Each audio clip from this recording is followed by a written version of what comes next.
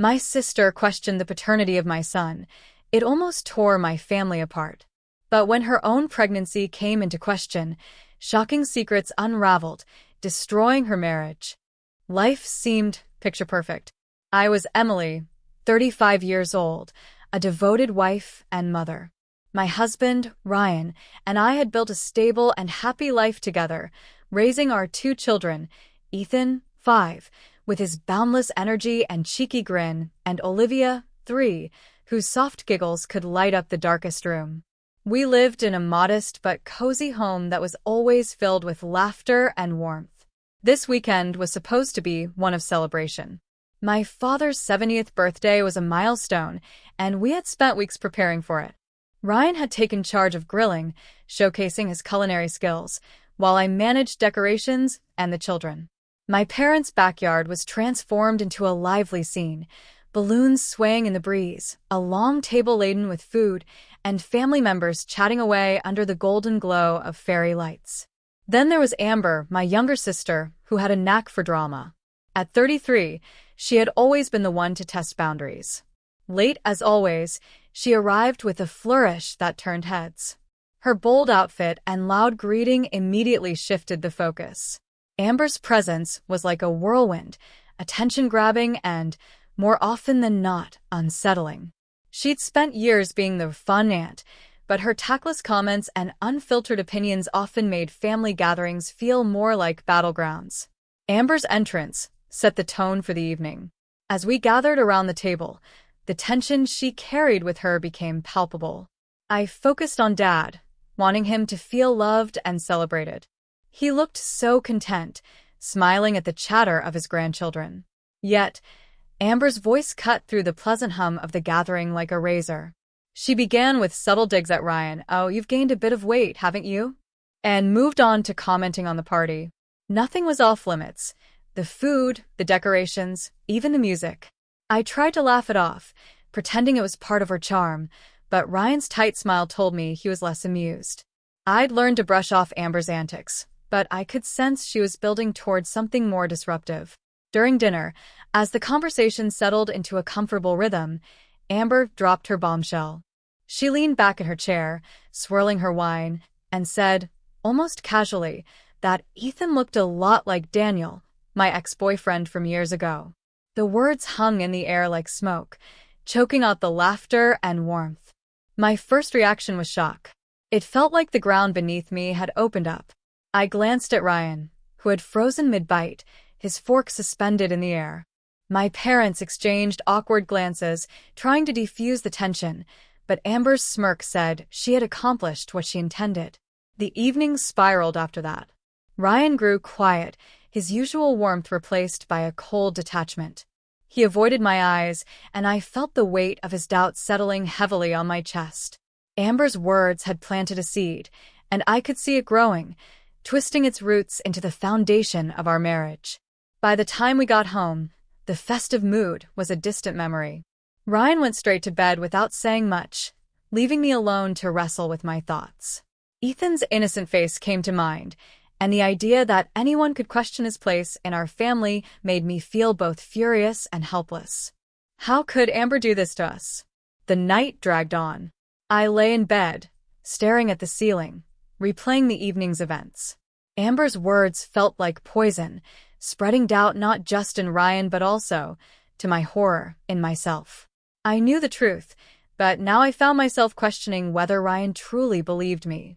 The unspoken tension between us was unbearable, and I could sense that this was just the beginning of something far more destructive. The morning after Amber's bombshell comment, the house was eerily quiet. Ryan had left early for work without saying a word, his absence a stark contrast to his usual morning routine of sharing coffee and laughter with me. It felt as though the warmth of our home had been replaced by a cold, heavy fog. I busied myself with the children, but my thoughts kept returning to Amber's cruel insinuation. Her comment had been calculated, designed to hurt. It wasn't the first time she'd stirred trouble, but this felt different. The stakes were higher, and the damage was more profound. Ryan's silence was unbearable. I could see the doubt her words had planted in him, and it terrified me. That evening, Ryan finally broached the subject. His voice was calm but strained, as though he was holding back a storm. He suggested that, for the sake of clarity and peace, we should take a paternity test for Ethan. The words hit me like a slap. I'd always believed in the strength of our trust, but now, it was as if everything we'd built together was hanging by a thread. I was hurt and furious. The implication that Ryan could question Ethan's place in our family felt like a betrayal. At the same time, I understood the power of doubt. Amber's malicious seed had sprouted, and Ryan was struggling to contain it. Reluctantly, I agreed to the test, not because I felt it was necessary, but because I wanted to put an end to the poison Amber had unleashed. The next few days were agonizing. Ryan's distance grew, and I found myself replaying Amber's history in my mind. She had always thrived on drama, creating chaos wherever she went. From petty arguments to outright manipulation, Amber's need for attention often came at the expense of others. I couldn't understand why my family tolerated her behavior for so long, especially my mother, who seemed to enable it by downplaying her actions. The test results came back sooner than expected. The moment I opened the envelope, I felt a surge of vindication. Ethan was undoubtedly Ryan's son. Relief washed over me, but it was quickly followed by a wave of anger. How had we even reached this point? Amber's words had fractured our relationship, and while the results proved her wrong, the damage she'd caused lingered. Ryan apologized profusely, his voice thick with regret. He admitted that he'd let his insecurities get the better of him, allowing Amber's venom to cloud his judgment. He promised me that he would never doubt my honesty again. While his apology was sincere, it didn't erase the pain of the last few days. Trust, once shaken, isn't easily restored. Meanwhile, my mother's reaction added another layer to my frustration. When I confided in her about Amber's comment and its aftermath, she dismissed it as just Amber being Amber. She urged me to let it go, insisting that Amber didn't mean any real harm. Her response made me feel isolated, as though I was expected to bear the brunt of Amber's toxicity without any support. But I couldn't let it go. Amber's actions had pushed my marriage to the brink, and I couldn't allow her to continue wreaking havoc unchecked. As I watched Ethan and Olivia play in the yard that evening, their laughter a stark contrast to the turmoil in my heart, I made a decision. Amber needed to be confronted, not just for what she'd done but for the pattern of behavior she'd perpetuated for years. This wasn't just about me anymore, it was about protecting my family. The resolve I felt was new and unfamiliar, but it gave me a sense of control I hadn't felt in days. I didn't know exactly how the confrontation would unfold, but one thing was certain: Amber needed to be held accountable for the chaos she'd caused. The drive to uncover the truth about Amber began as a small flicker of curiosity, but quickly consumed me. I couldn't shake the feeling that there was more to her spiteful comment than just her usual drama. Amber had always thrived on chaos, but this time, she'd gone too far. I needed to understand her motives, and the best place to start was her online presence. Late one night, while Ryan slept beside me, I opened my laptop and dove into Amber's digital footprint. It didn't take long to find cracks in her seemingly perfect life. Her public social media accounts painted the picture of a devoted wife and fun-loving sister, but her private activity told a different story. With a mixture of apprehension and determination, I dug deeper, sifting through posts, comments, and obscure connections. The first shock came when I discovered her participation in online groups centered around infidelity. The forums were a cesspool of reckless behavior and secrets, with Amber's username frequently appearing in the threads. Her posts were brazen, detailing flirtations and hints of extramarital escapades. My stomach churned as I read her exchanges with a man named Scott, whose name surfaced repeatedly. Determined to understand the scope of her duplicity, I searched for more connections between Amber and Scott. My hands trembled as I pieced together fragments of their communication. Their messages were laced with flirtation, secrecy, and mentions of meetings that didn't align with her public narrative. Amber's words hinted at a relationship that went far beyond casual conversation. Then came the discovery that left me reeling. Buried in a series of linked accounts was evidence of Amber's secret OnlyFans profile. The account, hidden under a pseudonym, featured explicit content, and a subscriber list that included Scott. The realization hit me like a tidal wave. Amber wasn't just dabbling in risky behavior, she was leading a double life. The most damning piece of evidence came in the form of a message exchange between Amber and Scott. In one particularly revealing thread, she referred to her little surprise, a thinly veiled reference to her pregnancy. The tone and context of their conversation made it clear that Scott was the likely father, not her husband, Brian. My mind raced as I processed the implications. Amber's facade of a perfect marriage was unraveling, and she had dragged all of us into her mess with her thoughtless comment about Ethan. I spent the next few hours meticulously gathering screenshots and saving messages. This wasn't just about Amber anymore. Her actions had caused a rift in my marriage and jeopardized the peace of our family. I knew I had to confront her, but I needed to be prepared. Amber had a knack for turning situations in her favor, and I couldn't afford to leave any room for manipulation. By the time dawn broke, I had a folder full of evidence and a plan forming in my mind. Amber's recklessness had gone unchecked for too long, and it was time for her to face the consequences. As I stared at the sunrise, I felt a strange mixture of exhaustion and clarity. This confrontation wouldn't be easy, but it was necessary. Amber's double life was about to come crashing down, and I was determined to be the one to expose it. The gender reveal party was the last place I wanted to be. My mother had insisted on organizing it, painting it as an opportunity to mend the rift Amber's actions had created. Reluctantly, I agreed to attend. Ryan, still cautious but supportive, came along with the kids. The drive to my parents' house was tense, the silence in the car filled with unspoken doubts about how the day would unfold. The backyard was decorated in pastel pinks and blues, a stark contrast to the simmering tension just below the surface. Amber, ever the center of attention, basked in the adoration of the guests. Brian stood beside her, his smile strained. As the guests gathered, my mother flitted about, ensuring everything was perfect.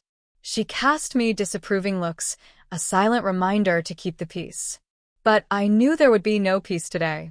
The folder of evidence I'd prepared weighed heavily in my bag, a ticking time bomb waiting to be detonated. The moment arrived. Amber and Brian stood before a large black balloon, a pin in Amber's hand. After the balloon pops, revealing Amber is expecting a girl, the crowd cheered, releasing a cloud of pink confetti. Cheers erupted, and Amber's smile widened, but my focus was on Brian. His expression flickered with something I couldn't quite place: relief, pride, or maybe a hint of unease. The celebration was short-lived. As the confetti settled, I stepped forward, my voice steady despite the adrenaline coursing through me. I began to speak, my words cutting through the laughter. The room grew silent as I laid out the facts, each piece of evidence meticulously detailed.